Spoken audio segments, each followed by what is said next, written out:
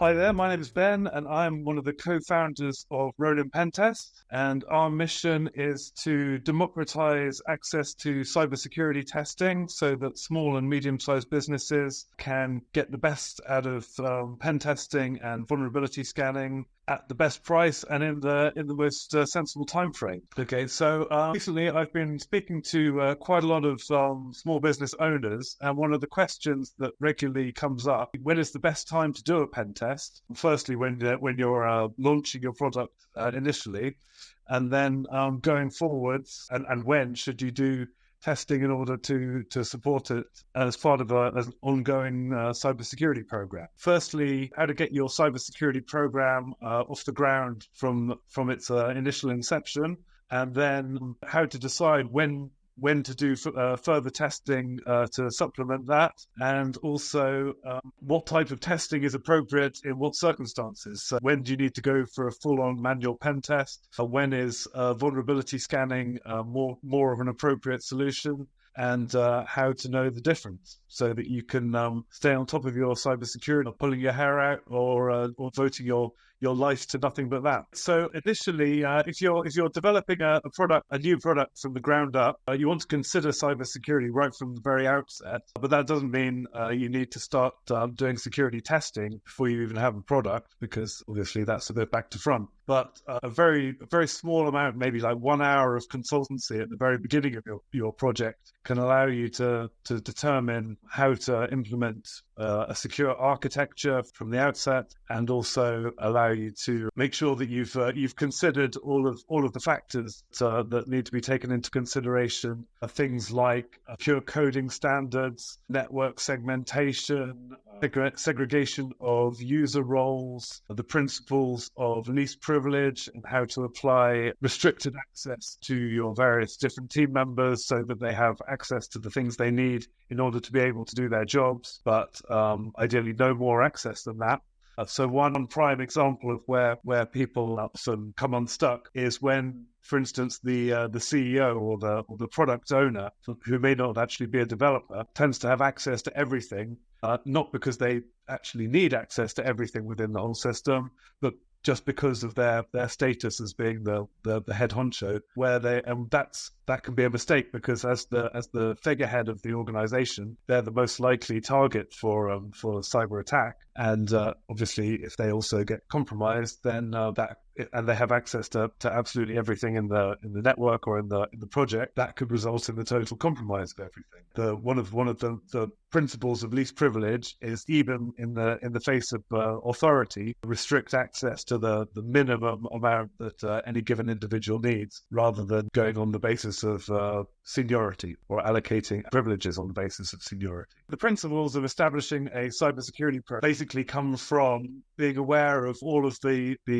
various different best practices that are available. Actually implementing them should be pretty simple and straightforward. And then gradually over time, as the business increases in size, the product increases in complexity. And if you've considered these things right from the off, then you can have the cybersecurity program grow in parallel with the project, rather than building everything, building your network, building your product, hiring your team, getting to the point where you launch your product, onboarding your first 5, 10, 50, 100 customers, and then thinking, okay, now we've reached a point in scale where we'd like to start considering cybersecurity. If you try and then bolted on as a retrospective thing, then you may find that you have to go back to the drawing board, spend a lot more time, a lot more effort, and a lot more money than you would otherwise have done if you'd taken these things into account right from the outset and built it all in, so that, for instance, your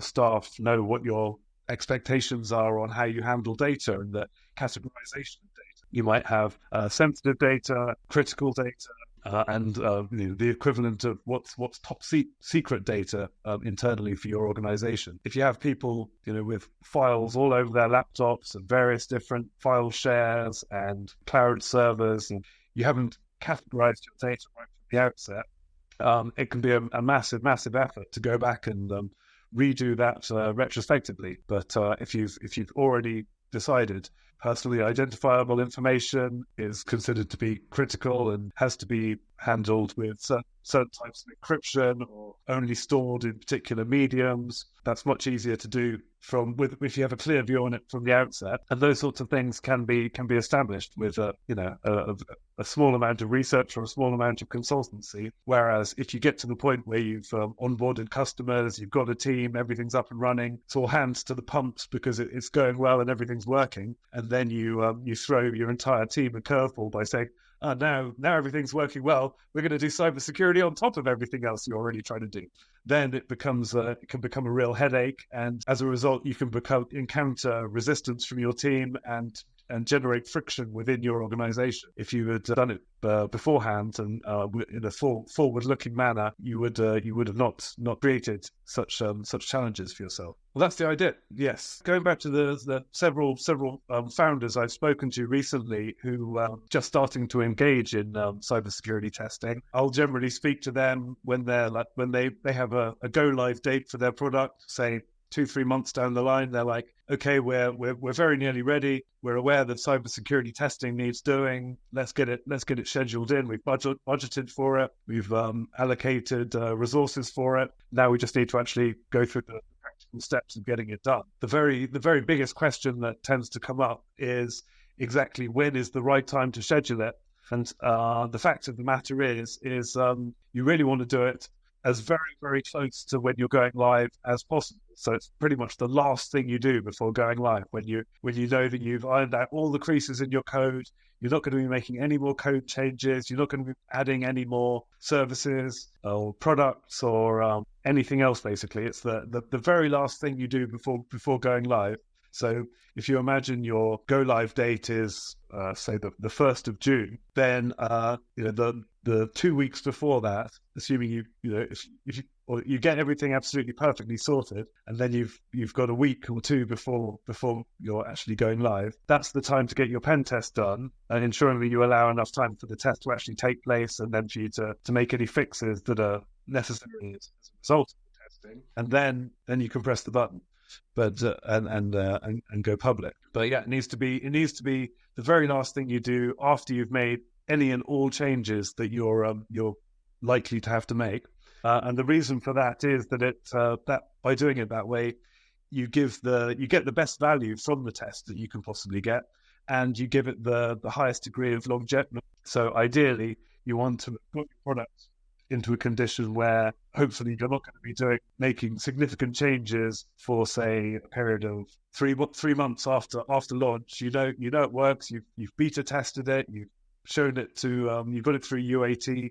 You're happy with it, and then you get it tested, make all the fixes that come out of the test, and then you have a sort of a straight shot through the first 3 months of being live and on the internet. And then best practice at the moment is sort of suggesting you might want to do or at the very least quarterly vulnerability scans, and then pen testing every time you make a new deployment that includes significant code changes. So every time you change your code, there's a possibility you might be introducing vulnerabilities. Conventionally, back in a few years ago, people would do an annual pen test, think, okay, that's kept us good with our compliance regime. We're good for another year. We can forget about cybersecurity and get on with running the business. Unfortunately, that's not the case any longer, as pen testing basically gives you a single snapshot in time of the condition of your security. And so if you do a pen test and then change the code and redeploy it a week later, that pen test has been, not certainly, but potentially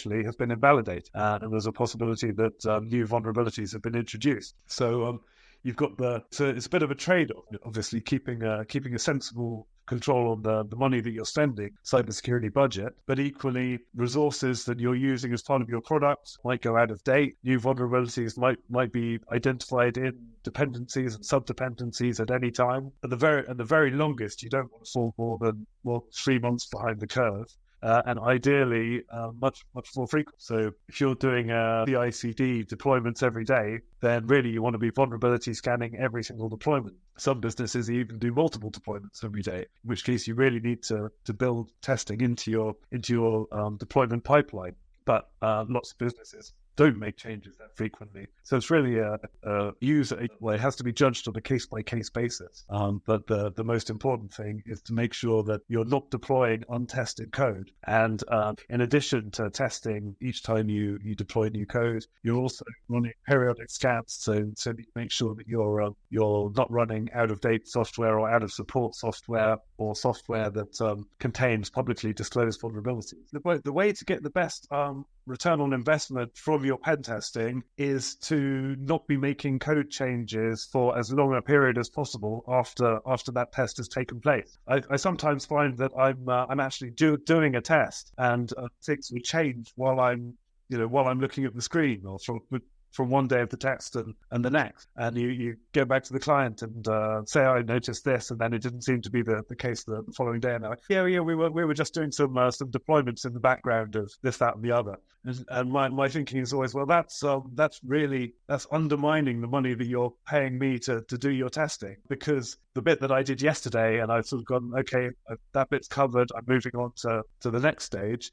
It may be that you've made changes to the bit I did yesterday, and even before the report is written and delivered, the findings of the test might be out of date. So the most important thing is do your testing on code that is going to remain the same and unchanged for the longest possible period of time. Because every time you change stuff, you might be introducing vulnerabilities. Not to say that you definitely are, but it's a possibility you have to be aware of. So yeah, I guess in summary, the way to get the best value out of any cybersecurity testing that you're doing and your cybersecurity program in its entirety is to ensure that the timing of the test that you do such that you're not changing the code soon after having done the test. Otherwise, the test that you've done could be invalid before you've even seen the report, which would obviously be a real shame for you and also for the testers who are doing their best to keep your business secure and out of trouble.